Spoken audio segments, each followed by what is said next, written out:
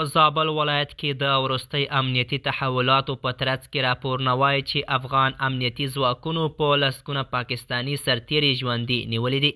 دا پیښه د دواړو هیوادونو ترمنځ د سرحدي ترینګلتیاو په دوام رامنځته شوي او سیمه کې وضعیت په اړه اندېښنې راپارولې دي.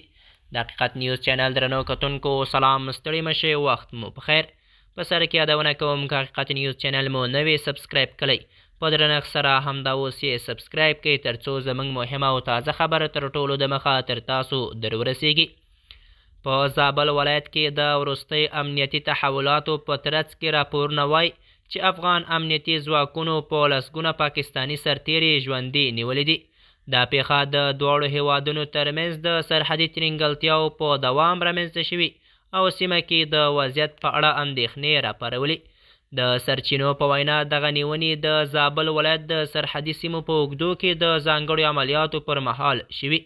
ویل کېږي چې عملیات د شپې ناوخته پیل شوي او څو ساعتې دوام وکړ. امنیتي ځواکونه ادعا کړې چې یاد سرتیري هغه مهال ونیول شول چې د فرضي کرښې له لارې افغانستان خاورې ته اوښتل. د رسمي سرچینو له لوري تر اوسه د نیول شوي سرتیرو د حقیق شمیر نه دی اعلان شوی، خو ځایي سرچینې وایي چې شمیر یې په لسګونو تنو ته رسیږي. همداراز ویل کېږي چې له نیول شویو کسانو سره یو شمیر وسلې او پوځي تجهیزات هم ترلاسه شوي.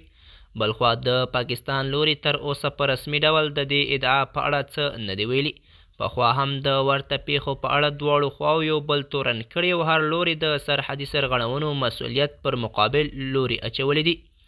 کارپوهان وایي که چیرې دغه ادعاوې تایید شي نو دا به د دواړو هیوادونو ترمنځ د اړیکو پر وضعیت ژور اغیزه ولري.